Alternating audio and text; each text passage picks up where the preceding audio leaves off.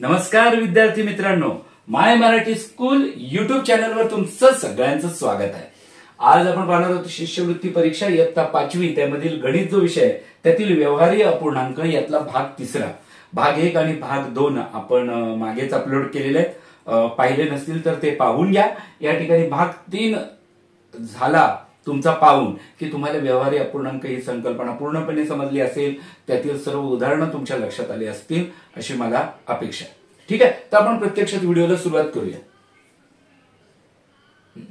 अथर्वला 45,000 रुपयांची लॉटरी लागली। त्यातील 1/9 भाग त्याने कपड्यांवर, 2/6 भाग त्याने सहलीसाठी तर 3/10 भाग त्याने किराणा सामानासाठी खर्च केला। उरलेली रक्कम त्याने स्वतःसाठी शिल्लक ठेवली तर त्याच्याकडे किती रक्कम शिल्लक राहिली। पहिल्यांदा बघा त्याच्याकडे किती रक्कम होती, तर ही जेवढी लॉटरी लागली ना तेवढी रक्कम होती अशी 45,000 रुपये। तर त्यातील 1/9 भाग त्याने कपड्यांवर खर्च केला। मग आपण लिहूया कपड्यांवर केलेला खर्च। बघा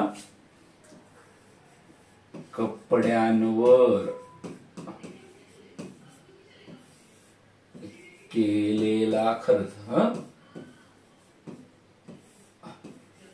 तर तो कसा काढायचा समजून घ्या। कपड्यांवर केलेला खर्च एकूण जी रक्कम आहे ना 45,000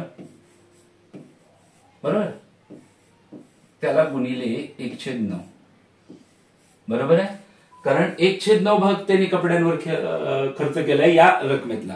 मग 45,000 गुणिले 1/9 अशा पद्धतीच्या उदाहरणामध्ये तो गुणाकार असतो। आता 9 ने 45,000 ला भाग जातोय, कारण 9 ची कसोटी तुम्हाला माहितीये, संख्येतील अंकांच्या बेरीजला 9 ने भाग जात असेल तर त्या संख्येला 9 ने भाग जातो। 4 आणि 5 यांची बेरीज 9 होते।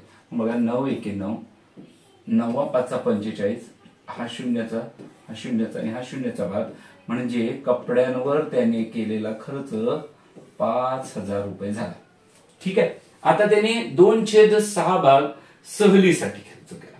मग ठीक आहे, मग सहलीसाठी केलेला खर्च, आता सहलीसाठी,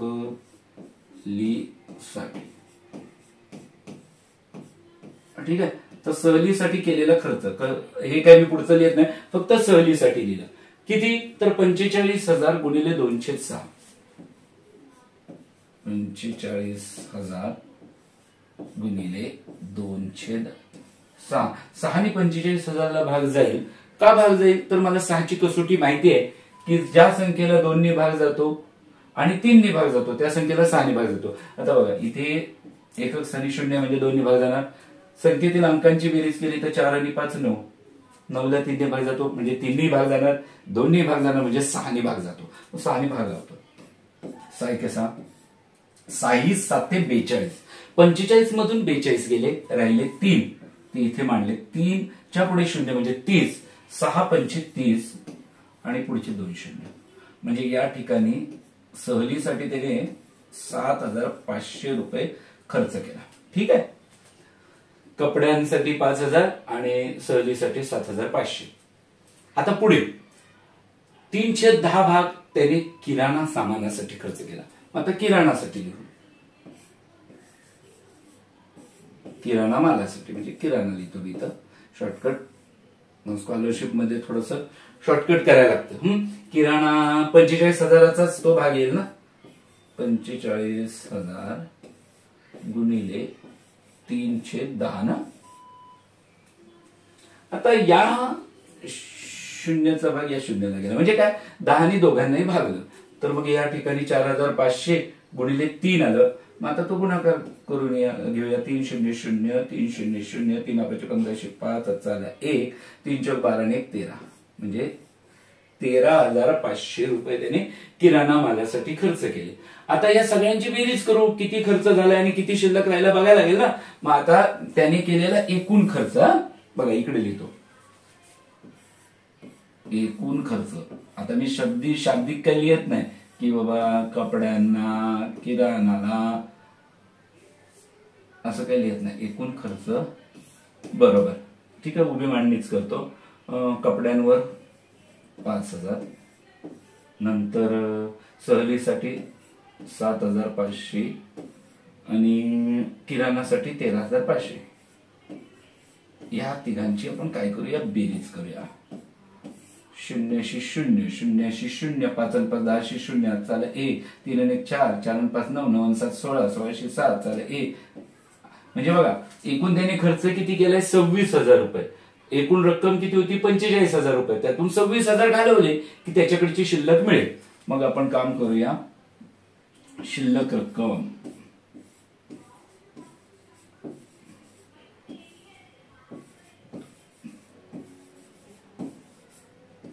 बरोबर काय करू 45,000 वजा 26,000 म्हणजे 0शी 0, 0शी 0, 0शी 0, 15तून 6 गेले 9, 4तून 3 गेले 1, 19,000 रुपये त्याच्याकडे शिल्लक राहिलेली आहे. किती शिल्लक राहिली 19,000 रुपये. लक्षात आलं. जाऊया पुढे.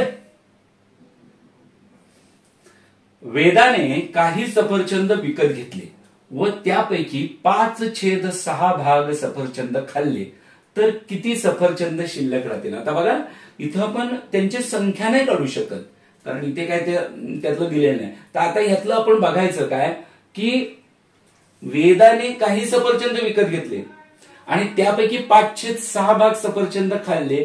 आता बघा भाग किती केले सफरचंदाचे तर 6. त्यातले भाग किती खाल्ले 5.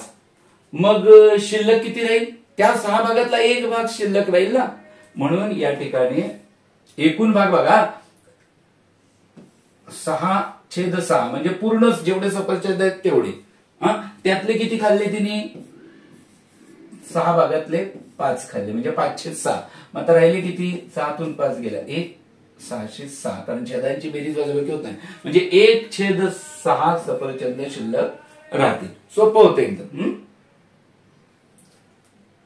3/10ची 30 पट किती. आता ही अशी उदाहरणं असतात तेव्हा पट विचारली की तो गुणाकार असतो. मग आता 3/10ची पट 3/10 गुणिले 30. 30 पट विचारले ना. 3 पट असतं तर 3 निघून असतं, 10 पट असतं तर 10 निघून असतं. मग 10 एके 10, 10 त्रिक 30, 3 गुणिले 3 9. कळतंय. 3/10ची 30 पट किती येते 9 येते. सोपं आहे की नाही. पण पुन्हा 5/12ची 60 पट किती. 5/12ची 60 पट किती. मग या ठिकाणी मी 5/12 लिहिले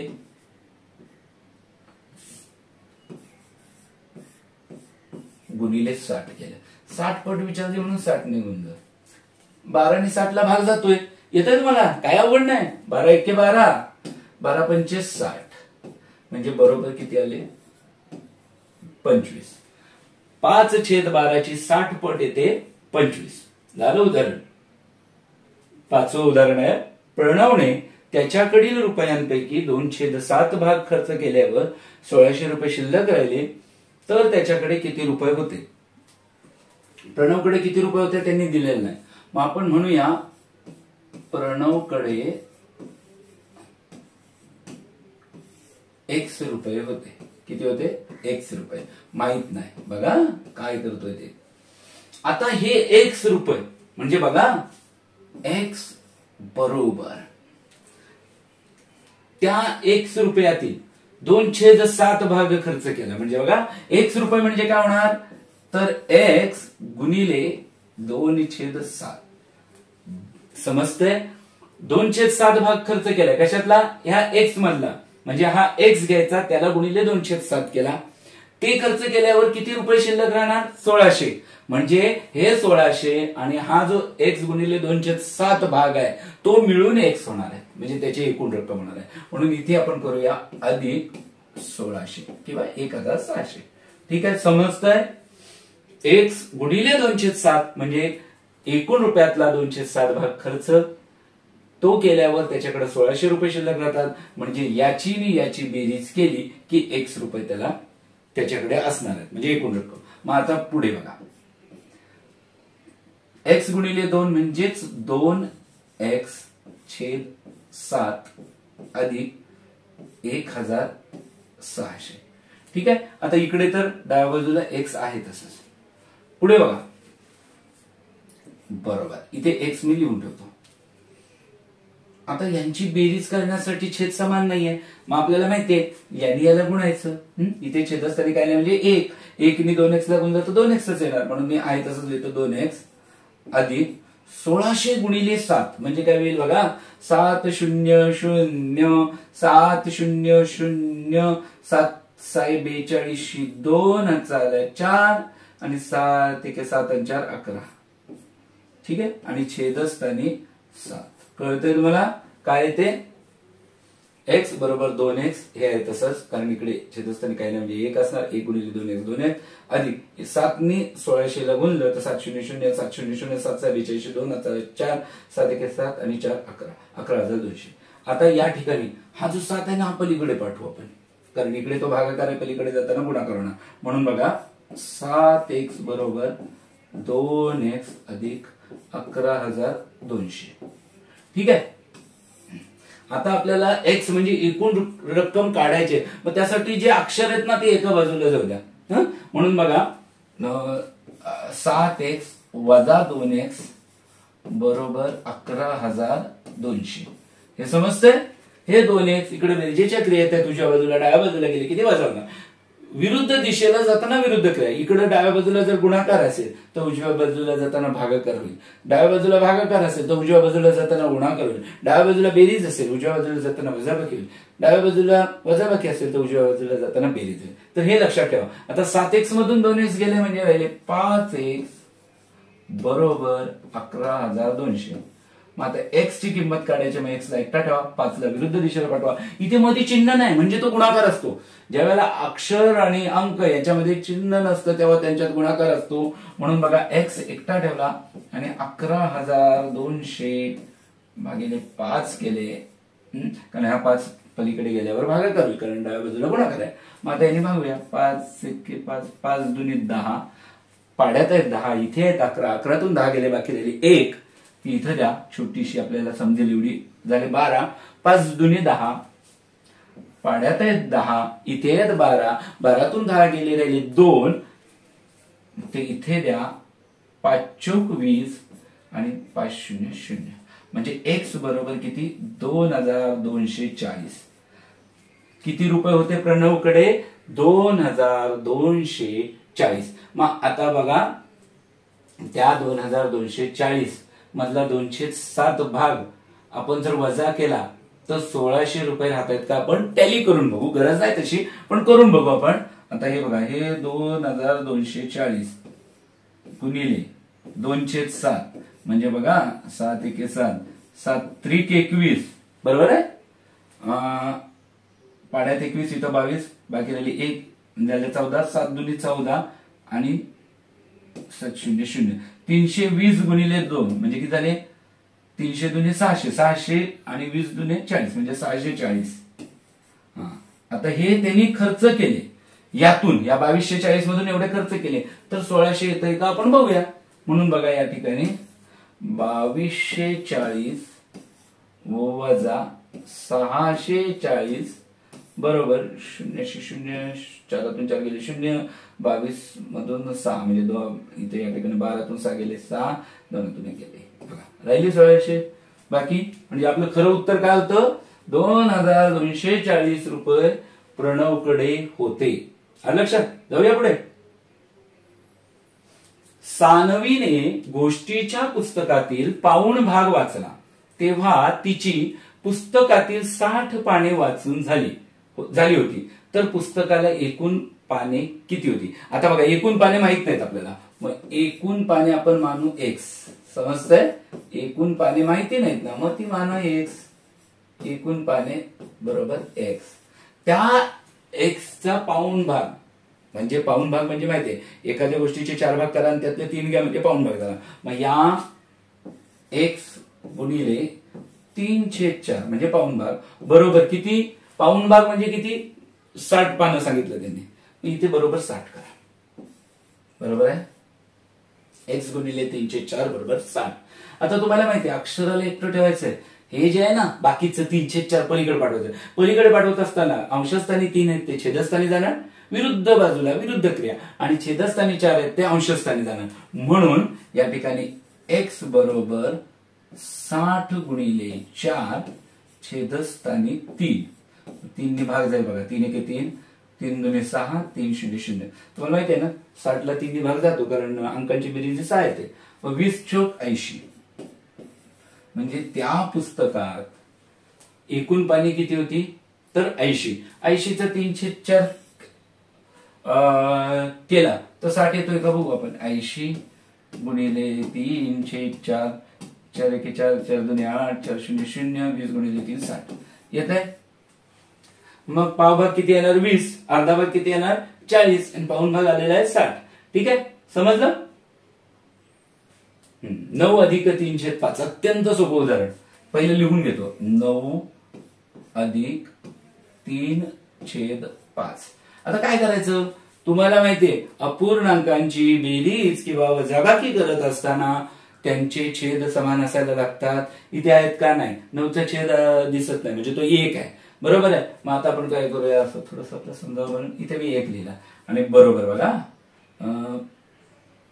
पहिल्यांदा 9/1 लिहितो आणि या 5 या दोघांना गुणायचं म्हणजे गुणिले 5 आणि गुणिले 5 अधिक या 3/5 लिहून घेतो आणि त्याला 1 ने गुणायचं. हे नाही केलं तरी चालतं 1 ने गुणायचं असताना पण मी थोडस सुरुवात आपली म्हणून या पद्धतीने सांगतोय. 9 5 45 आणि 5 एके 5 अधिक 3 एके 3 आणि 5 एके 5.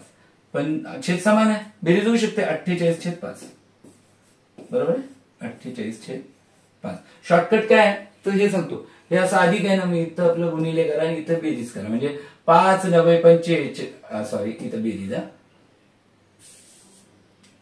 इथे गुणिले इथं अधिक. हे असं उदाहरण असलं 5 9 45 45 आणि 3 48 छेदस्थानी 5 आहेत तसं हा शॉर्टकट झाला. ठीक आहे. हे बेरीज आहे म्हणून वजाबाकी असतं तर इथं वजाचं चिन्ह आलं असतं. बघू आपण त्यातलं उदाहरण आहे पुढे. आता बघा 8 - 2/7. 8 - 2/7. मी मगाशी सांगितल्याप्रमाणे शॉर्टकट काय आहे इथं गुणिले इथं वजा पण मी त्या पद्धतीने नंतर दाखवतो. पहिलं कन्सेप्ट समजून घेऊ. हा आता बघा इथे छेदस्थानी 1 आहे तोही मी आता लिहित नाही. या 7 ने 8 ला गुणायचं म्हणजे 8 गुणिले 7 वजा 2 आणि छेदस्थानी 7.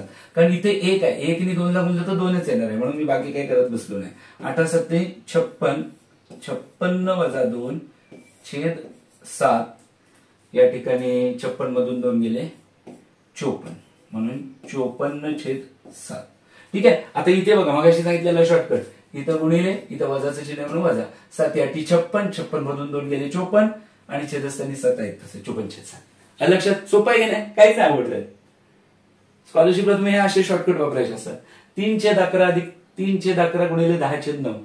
ठीक आहे. आता मी पहिलं उदाहरण लिहितो. 3/11 अधिक 3/11 गुणिले 10/9.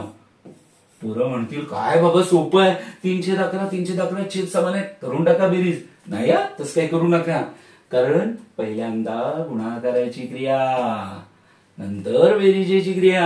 नाही तर इथं 3 3 6 6/11 गुणिले 10/9 तर तसं काही करायचं नाही. ठीक आहे. तर पहिल्यांदा यांचं हे 3/11 मी आहे तसंच लिहितो त्यात काही बदलच करत नाही. अधिक आता बघा 3 आणि 9 हे 3च्या पाड्यात आहेत दोघे मग त्यांना भाग लावून घ्यायचा लागेल. सोपं रूप द्यायचं 3 एके 3 3 त्रिक 9 म्हणजे बघा 1 गुणिले 10 म्हणजे 10 झाले. 11 गुणिले 3 झाले 33. आता मला सांगा यांची बेरीज होऊ शकते की नाही. होऊ शकते पण बेरीज करताना अपूर्णांकाची त्याचा छेद समान असायला लागतो. इथे कुठे छेद समान आहे. मग आपण काम करूया या 11 ला 33 बनवू शकतो का आपण 100% बनवू शकतो. 11 एके 11 11 2 22 11 त्रिक 33. 11 ला जर मी 3 ने गुणलं तर 11चे 33 होतात. म्हणून मी या ठिकाणी काय करतो या 11 ला 3 ने गुणतो पण नुसतं 11 ला 3 ने गुणून जमणार नाही. वरती जो अंश आहे 3 त्यालाही 3 ने गुणायला घेते. खाली जर 3 ने गुणलं तर वरती 3 ने गुणा. खाली जर 2 ने गुणलं तर वरती 2 ने गुणा. हा नियम आहे.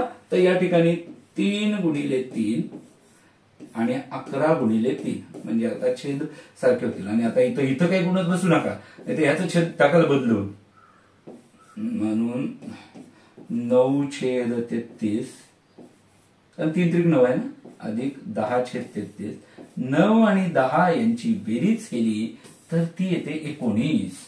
म्हणून इथे उत्तर आलं 19/33. इथे मला बरोबरचं चिन्ह द्यायला पाहिजे. ठीक आहे, 19/33. कारण 9 10 19 आणि छेदस्थानी 33. इथं छोटं रूप देता येते का बघायचं, इथं देता येत नाहीये. म्हणून मी काय ते दिलेलं आहे, या समूळ संख्या आहेत. ठीक आहे, पुढे जाऊया. एका गावाची लोकसंख्या 9,000 असून त्यापैकी 3/5 पुरुष आहेत. पहिल्यांदा पुरुषांची संख्या काढायला लागेल. त्या पुरुषांपैकी 5/6 पुरुषांनी झाडे लावली तर एकूण किती पुरुषांनी झाडे लावली? ठीक आहे, पहिल्यांदा बघा त्या गावातले आपण पुरुष काढू, कारण पुरुषांची संख्या नाही दिली त्यांनी काय दिले? 9,000 पैकी 3/5 पुरुष आहेत. मग गावातील पुरुषांची संख्या, गावातील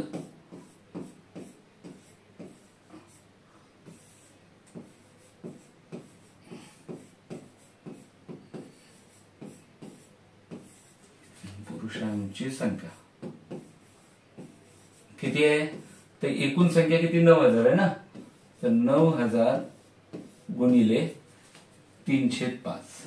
ठीक आहे, 5 ने 9,000 ला भाग जाईल बघा, कारण ज्या संख्येच्या एक असताना 0 किंवा 5 असतो त्या संख्येला 5 ने पूर्ण भाग जातो. म्हणून या 5 ने भाग लावून घेऊ.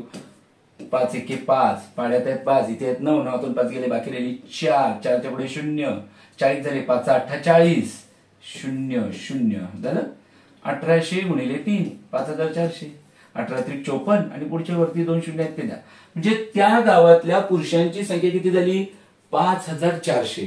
पण आपल्याला ती नाही काढायची, तर झाडं लावलेत ना ज्या पुरुषांनी त्यांची संख्या काढायची. मग आता 5/6 पुरुषांनी झाडं लावलेत या 5400 पैकी.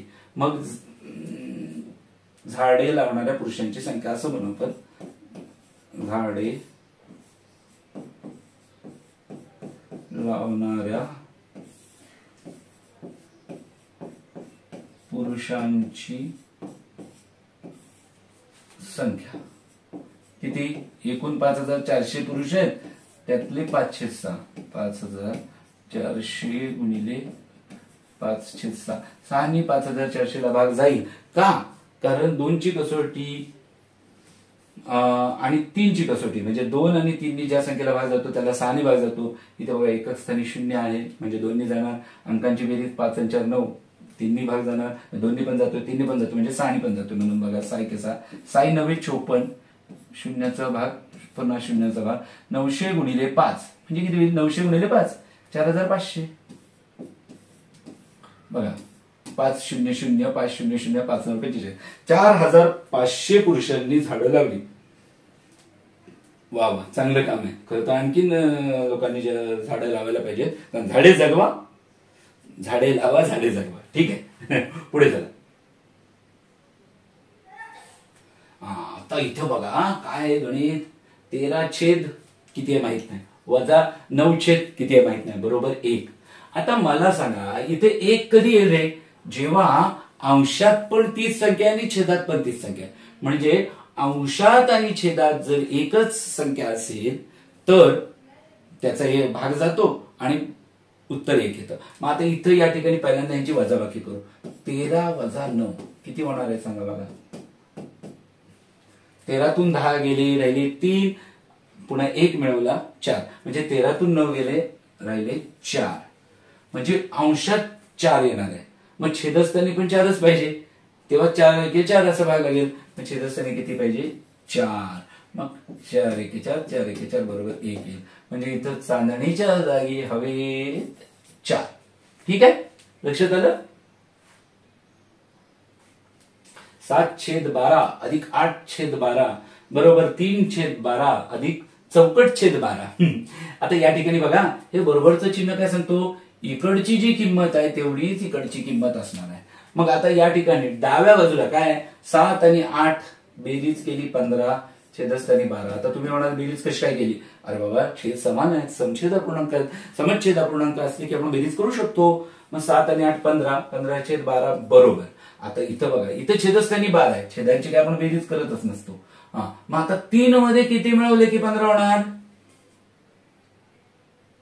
तर 3 मध्ये आपण 12 मिळवले की 15 होणार. मग हे 15/12 15/12 दोन्हीकडे येण्यासाठी 3 मध्ये किती मिळवायला लागणार आहे? साधी गोष्ट आहे, 12 मिळवून टाका. झाले 15 इकडं पण. म्हणजे या ठिकाणी चौकट बरोबर 12. सोपं होतं की नाही? इकडे 15/12 तर इकडे पण 15/12 पाहिजेत. 3 मध्ये 12 मिळवले की 15 होतात, म्हणून चौकट बरोबर 12. ठीक आहे, किंवा 15तून 3 घालवा 12. पुढचं उदाहरण बघा, 17/2 वजा चौकट बरोबर 11/2. आता या ठिकाणी बघा वजाचं चिन्ह आहे, म्हणजे ही जी संख्या आहे ना, ही याच्यापेक्षा पण मोठी असणार आहे, याच्यापेक्षा पण मोठी असणार आहे. इथलं उत्तर काढत असताना आपल्याला काय करायला लागेल? या दोघांची वजाबाकी करायला लागेल, बरोबर की नाही? इथलं उत्तर काढायचं असलं तरी या दोघांची वजाबाकी होणार. हे उत्तर काढत असताना मात्र या दोघांची बेरीज. तर आता आपण बघा, या 17/2 मधून 11/2 वजा करा. 17/2 वजा 11/2 बरोबर 17तून 11 गेले 6. 6/2 आलं लक्षात? म्हणजे इथं किती पाहिजे? 6/2 पाहिजे. ठीक आहे, म्हणजे बघा 17तून 6 गेले की 11. 2/2 आहे तशी, कारण छेदात बेरीज वजाबाकी होत नसते.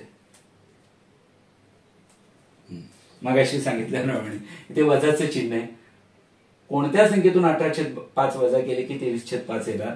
तर मी सांगितलं ही जी आहे ही सगळ्यात मोठी असणार आहे त्या दोघांपेक्षा, बरोबर की नाही? तेव्हा हे उत्तर येणार आहे ना. तर मग आपण काम करूया, या दोघांची बेरीज करू, मोठी मिळेल. कारण वजाबाकी केली या दोघांची तर मोठं थोडं मिळणार, लहान होणार, मोठी हवी आहे ना ती, म्हणून ह्या दोघांची बेरीज करू. म्हणून बघा 18/5 अधिक 23/5 बरोबर छेदस्थानी 5 बाबांनो आहे तसंच लिहून टाका. 8 आणि 3 1100 1 हात चालय 1 2 आणि 3 आणि 4 41. ठीक आहे, इथे या ठिकाणी 41/5 लक्षात. पुढे जाऊया. 6.5 अधिक 7.5. 6.5 म्हणजे कसं म्हणणार? 6.5 म्हणजे अर्धा. 6.5 म्हणजे काय? अर्धा. आणि पूर्ण भाग किती आहेत? 6. म्हणून बघा इथं मी लिहिताना लिहितो 6 पूर्ण आणि अर्धा. कळतंय? 6 आणि अर्धा म्हणजे 6.5 अधिक 7.5. आता 7.5 वाजता येणार आहेत, म्हणजे 8 लिहायचं का? तर नाही, 7 लिहायचं. 7.3/4. पावणे म्हणजे पाऊण भाग म्हणजे 3/4, पण 7.5 म्हणजे 8 पूर्ण व्हायचे आहेत, म्हणून 7.3/4 असं लिहिलंय. आता यांची बेरीज करायची ना, मग बेरीज करण्यासाठी ना मला याला अंशाधिक अपूर्णांकात रूपांतर करायला लागेल. मग मी काय करतो, हे बघा ते एक शॉर्टकट आहे. इथे गुणिले, इथं अधिक, इथं गुणिले, इथं अधिक. तोंडी येतं बघा, तोंडी. बेस आहे 12, 12 आणि 13, 13/2 शॉर्टकट, स्कॉलरशिप आहे. अधिक 4 7 28, 28 आणि 3 31, 31/4. आता बघा इकडे छेदस्थानी 2 आहे, इकडे छेदस्थानी 4 आहे. बेरीज कशी करता येईल? नाही करता येणार. मग आपल्याला काय नियम आहे? समच्छेद अपूर्णांक असले तरच बेरीज वजाबाकी करू शकतो. याला समच्छेद करू शकतो. या 2चे 4 आपण करू शकतो. जर 2 ला 2 ने गुणलं तर गुणून घ्या, पण फक्त छेदस्थानी गुणून नाही जमत. अंशालाही 2 ने गुणा. 13 गुणिले 2, 2 गुणिले 2 अधिक 31/4. इकडं काही गुणायचं नाही, नाही तर याचा छेद बदलून जाईल. मग 13 दुनी 26, 2 दुनी 4 अधिक 31/4. आता यांची बेरीज करूया आपण. काय? 26 ने 31, 6 ने 1 7, 2 आणि 3 5 आणि 4 4, 57/4. ठीक आहे, म्हणजे 6.5 अधिक 7.5 बरोबर 57/4. आता कधी कधी काय होईल, हे उत्तरच नसेल, काहीतरी वेगळंच उत्तर असेल. मग आता ते पण पुढं कसं काढायचं बघूया. मग आता ह्याला थोडस भाग लावू. 4 एके 4, पाड्यात आहेत 4, इथे आहेत 5, 5तून 4 गेले बाकी झाली 1, 4 चोक 16. बघा काय आहे? 4 चोक 16. 17तून 16 गेले बाकी राहिली 1, म्हणजे पूर्ण भाग लागला 14चा, बाकी राहिले 1 आणि इथे 4 छेदस्थानी. म्हणजे हा बघा 14 पूर्ण आणि पाव म्हणजे 14.25 असं पण उत्तर असू शकतं. 14.14. मी मुद्दाम पर्याय दिलेला आहे की तुम्हाला सर्व पद्धतीने उत्तर समजावं. 14.14, पाववा सव्वा, हे मी गमतीत सांगितलं होतं पहिल्या भागात. पाववा सव्वा म्हणजे पाव म्हणजे सव्वा, अर्धा म्हणजे साडे. तर अशा पद्धतीने व्यवहारी अपूर्णांकातील भाग 1, भाग 2 आणि भाग 3 आपले सोडून झाले. आता मला वाटत नाही तुम्हाला व्यवहारी अपूर्णांकामध्ये काय अडचण असेल. समजा अडचण असली तर जरूर कमेंट करा, जेणेकरून तुम्हाला जे अडचणीचे वाटतात प्रश्न ते आपण सोडूया. तुर्तास इथे थांबूया. माय मराठी स्कूल युट्यूब चॅनलला तुम्ही जर सबस्क्राईब केलं असेल, पटकन सबस्क्राईब करून त्या बेलच्या आयकॉनला क्लिक करा, जेणेकरून मी एखादा व्हिडिओ अपलोड केला की लगेच तुम्हाला त्याचे नोटिफिकेशन मिळतील. धन्यवाद.